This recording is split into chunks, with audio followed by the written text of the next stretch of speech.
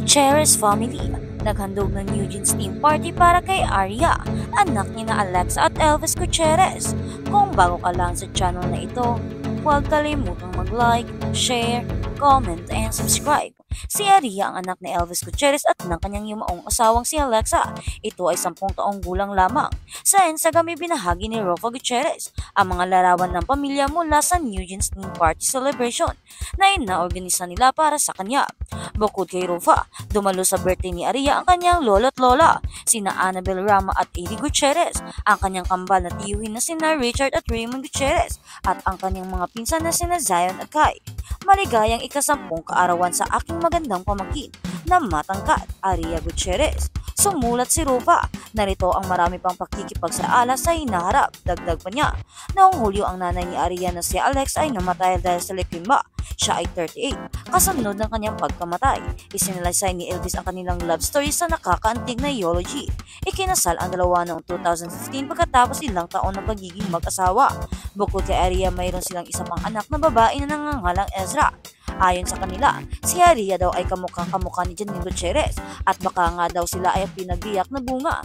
Aniya pa nila, si Janine at Arya ay baka siya na ang susunod kay Janine na maging isang artista at maging mas maganda pa kay Janine Gutierrez. Totoo kaya? At sa kabilang banda, Rojan kay Jolly-Ann, wala kang kasalanan doon. Mahal ka ni Lord. May mensahe ang aktor na si Rojan Cruz sa gitna ng issue na kinakaharap ng singer-actress na si Jolly-Ann San Jose. Ito ay kaugnay sa viral na video na performance ni Jolly-Ann sa loob ng simbahan kamakailan lang. Sa pamamagitan ng Instagram story, shinare ni Rojan ang ilabas na official statement ng Sparkle Jamie Artist Center. Kalakip niyan ang caption na "Love you Jolie, my jobs." Wala kang kasalanan doon. Professional ka lang talaga at iniisip mo lang palagi na mapasaya at ma-inspire ang mga audience mo. Wika pa niya. Ani pa ng kapatid ng boyfriend ni Jolly-Ann na si Raver Cruz, mahal ka ni Lord Aka. Magugunitang binatikos ang kapuso singer matapos kumalat sa social media ang video na kinakantaan Dancing Queen ng ABBA sa harap ng altar ng simbahan. Nangyari ito noong October 6 kung saan isa si Jolly-Ann sa mga nag-perform para sa benefit concert.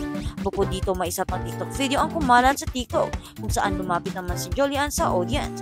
Dahil nga sa nangyari, inako ng Sparkle ang responsibilidad at humingi sila ng sorry sa publiko. Kahit mismo ang singer-actress ay humingi rin ng taos-pusong pagsusori na ibinandera niya sa social media. Sa iba sa bahagi ng kanyang pahayag, "I truly sincerely apologize. I am not perfect but please know that I have strong beliefs and my faith is unbreakable." Recently lang din ay nagpost din ng public apology ang Apostolic Vicariate of San Jose, pati na rin ang parish priest ng Nuestra Señora del Pilar Shrine na si Reverend Father Carlito Di Maano. "Inaamin ko pong may mali kaming desisyon ukol dito. Inaako ko po ang lahat ng mga pagkakamaling ito. Lahat pa sa pahayag ng pari, aniya pa. Kung may babalik ko lamang po ang panahon, di sana'y naisa katuparan ang tama at wagas ang gawaing ito na alay kay